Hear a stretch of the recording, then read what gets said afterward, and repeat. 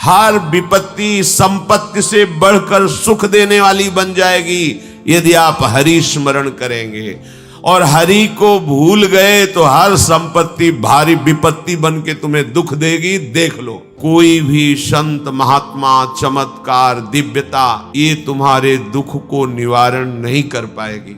शब्द याद कर लो। हाँ, यदि संतों की बात मान लोगे तो दुख रहेगा नहीं, ये भी बात मान लो। ये कोई चमत्कार तुम्हारे दुखों को नहीं मिटा सकता। आप लोग समझते नहीं हैं, हमारे मन की कोई बात 1 मिनट की वर्तमान की बता दिया तो क्या होगा। 24 घंटे हम अपने मन की बात जानते हैं क्या होगा। अगर तुम हमारे मन की 10-5 मिनट की बता दोगे तो क्या हमारा बन जाएगा।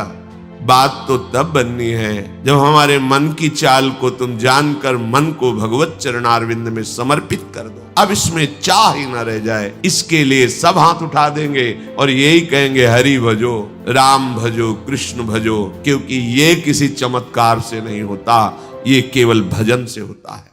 तो बड़ी बड़ी दिव्य लीलाओं में देखने को मिला कि भगवान से भी यदि हमारी एक कामना की पूर्ति हो जाएगी तो हमें विश्राम थोड़ी मिल जाएगा।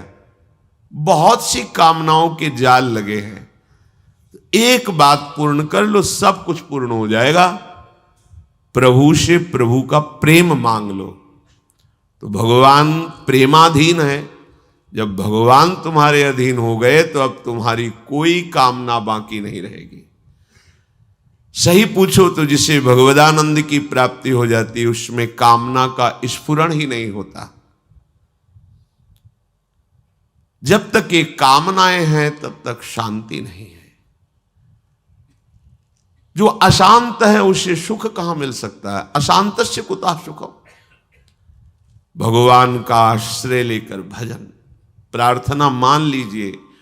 कोई भी संत महात्मा चमत्कार दिव्यता ये तुम्हारे दुख को निवारण नहीं कर पाएगी। शब्द याद कर लो। हाँ, यदि संतों की बात मान लोगे तो दुख रहेगा नहीं, ये भी बात मान लो। ये कोई चमत्कार तुम्हारे दुखों को नहीं मिटा सकता। आप लोग समझते नहीं हैं, हमारे मन की कोई बात 1 मिनट की वर्तमान की बता दिया तो क्या होगा। 24 घंटे हम अपने मन की बात जानते हैं क्या होगा। अगर तुम हमारे मन की 10-5 मिनट की बता दोगे तो क्या हमारा बन जाएगा।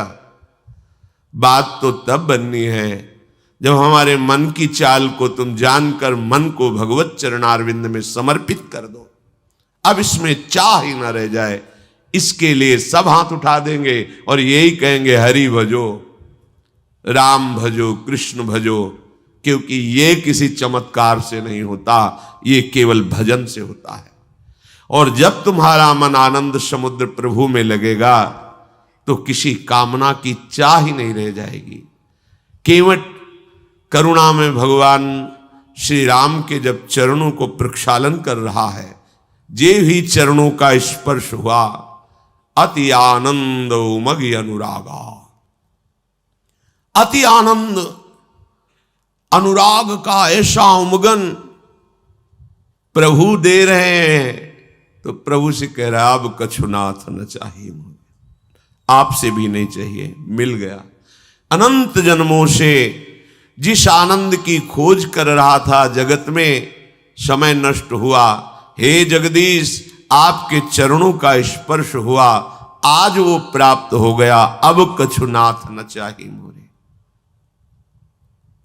एक ही बात तुम्हारे हृदय में बैठ जाए कि हमारे दुखों के छूटने का एकमात्र उपाय भगवान का स्मरण। भगवान व्यास देव जी कह रहे हरि स्मृति सर्व विपद विमोक्षणम। कोई भी विपत्ति ऐसी नहीं है जो भगवान का स्मरण करने वाला जीत ना पाए विपत्ति को। विपत्ति उसे परास्त नहीं कर सकती। हर विपत्ति संपत्ति से बढ़कर सुख देने वाली बन जाएगी यदि आप हरि स्मरण करेंगे। और हरि को भूल गए तो हर संपत्ति भारी विपत्ति बन के तुम्हें दुख देगी। देख लो, महाभागवत शिव स्वरूप हनुमान जी महाराज कह रहे, कहा हनुमंत विपत्ति प्रभु सोई, जब तो सुमिरन भजन न होई। ये ज्ञानी नाम अग्रगण्यम है, बुद्धिमताम वरिष्ठम है, इनकी बात मान लो। ये गुरु स्वरूप हैं, भक्ति के दास भाव के आचार्य हैं। कह रहे हैं कि वही विपत्ति है, वही महान दुख में फंसा देने वाली बात है जब भगवान को भूल गए। जब भगवान की सेवा और सुमिरन नहीं होता तो कोई भी संपत्ति तुम्हें सुख प्रदान नहीं कर सकती। भगवद विमुख को यहां से लेकर ब्रह्मलोक तक कहीं सुख का अनुभव नहीं हो सकता, और भगवत स्मरण वाले को नरक में भी दुख नहीं हो सकता। इसीलिए आचार्य चरण कह रहे हैं, हरिवंश महाप्रभु, यत्र यत्र मम जन्म कर्म भीर नारके परमे पदे अथवा राधिकारत निकुंज मंडली तत्र तत्र हृदय में विराजताम।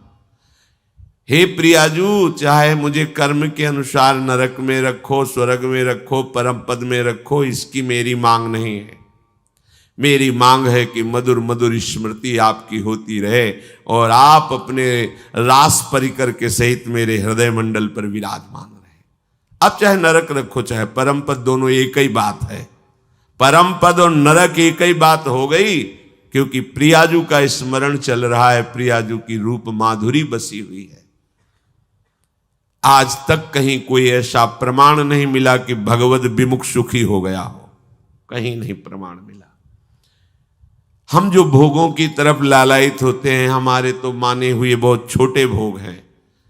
इतिहास में जब पढ़ के देखते हैं कि चक्रवर्ती सम्राट और जिनकी सैया पर उर्वशी जी विराजमान है, उनको भी तृप्ति नहीं हुई, पागल होकर विषयों की तरफ भागते रहे और हा हा खाए। देखो पढ़ करके शास्त्रों को कि हाय मैं लुट गया, धिक्कार है मेरे जीवन को, मैं कहां फंस गया। वो बोल रहे हैं, वो उर्वशी जी जिनको देखकर ऋषि मुनियों के मन विचलित हो जाते हैं, उनके लिए पूर्वा जी कह रहे, हा हा मैं ठगा गया, मेरा जीवन व्यर्थ चला गया, मैं व्यर्थ में अपने को सम्राट मानता रहा, मैं तो विषयों का घृणित दास रहा। कोई भी कहीं भी कैसा भी, जब तक आप प्रभु के चरणों का आश्रय लेकर भजन नहीं करेंगे बात नहीं बनेगी।